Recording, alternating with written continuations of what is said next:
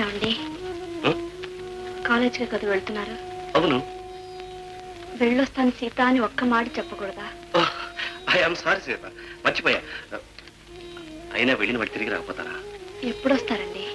ఎందుకు? ఎందుకా? నేను మీకోసం ఎదురు చూస్తానని కూడా మీకు తెలీదా? ఏం సీత, నీకేమైనా కావాలా?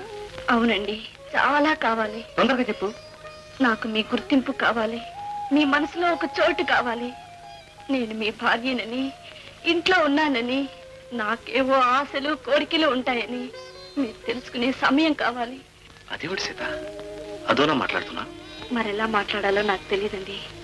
నేనేం పండితురాల్ని కాదు, మీలాగా సాహిత్యం చదువుకోలేదు. ఆడదాన్ని, అందరిలాగా కాపురం గురించి కలలు కన్నా సామాన్యమైన ఆడదాన్ని. సీత, నీ ఆశలేమిటో కోరికలేమిటో నాతో ఎప్పుడైనా చెప్పావా?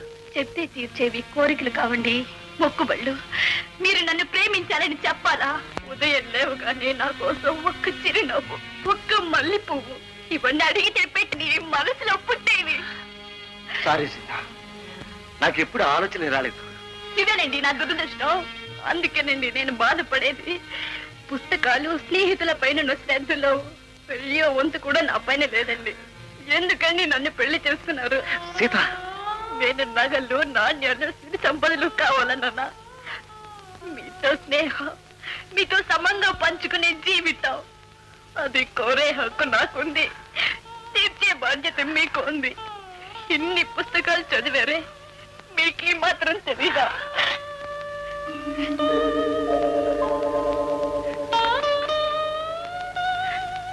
చూడండి, మీ అంత గొప్ప భర్తకు భార్యనయ్యానని గర్వంతో మీ పక్కన నిలబడి ఒక్క మారు ప్రపంచానికి కనిపించాలని ఆడ మనసుతో కోరుకోవడం తప్ప, నా పుట్టింటిని, బంధువుల్ని, స్నేహితుల్ని అందరినీ వదిలేసి మీ వెంట నేను ఎందుకు వచ్చానండి? మీకోసం కాకపోతే.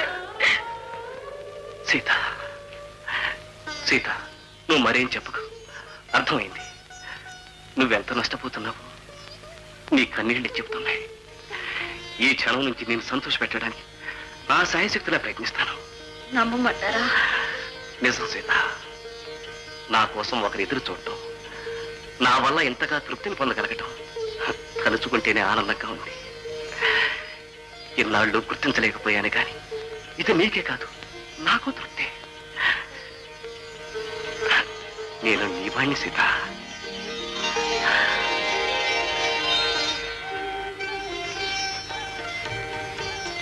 చాలండి, అయ్యి ఒక్క మాట చాలు. అంతకంటే నాకు ఇంకేం కావాలి? ఏమండి, కాలేజీకి టైం అయింది, పదండి.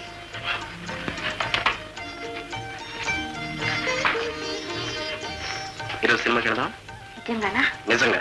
కరెక్ట్గా 5 గంటలకి ఇంటికి వచ్చేస్తాను.